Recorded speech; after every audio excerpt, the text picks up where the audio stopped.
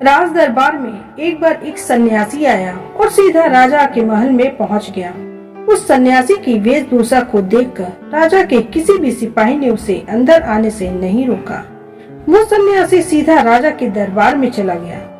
सन्यासी को अपने सामने खड़ा देख राजा ने उससे पूछा, आप कौन हैं और क्या चाहते हैं? सन्यासी बोला, मैं एक आध्यात्मिक गुरु हूँ और प्रवचन देने के लिए दूसरे राज्य जा रहा था, लेकिन अब दिन ढलने को आया है तो मैं आज रात आपके महल में ही रुकूंगा।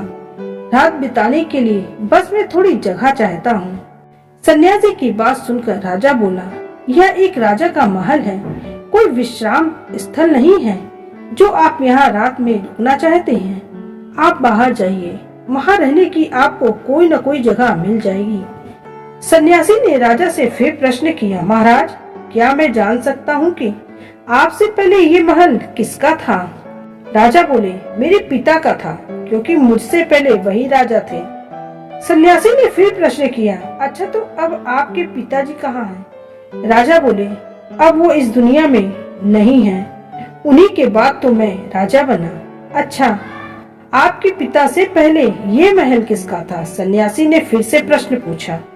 राजा को अब गुस्सा आने लगा, लेकिन फिर भी उसने शांत होकर जवाब दिया, मेरे पिता से पहले ये महल मेरे दादाजी का था और अब वो भी इस दुनिया में नहीं है। अब सन्यासी बोला, ये जगह जो न कल तुम्हारी थी और न ही तुम्हारे जाने के बाद ये किसी और की होगी। इस संसार में लोग कुछ ही समय रह पाते हैं और फिर चले जाते हैं।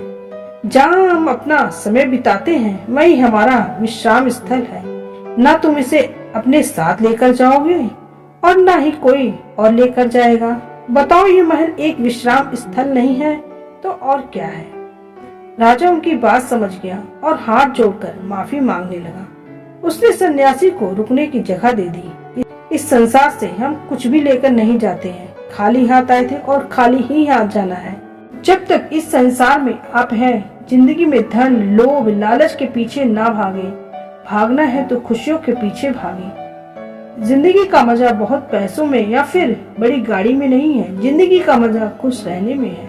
खुश रहो, क्योंकि दूसरे के पास चाहे बहुत पैसा है, लेकिन इस दुनिया में वो जाएगा खाली हाथ ही और उसके धन का भोग कोई और करेगा।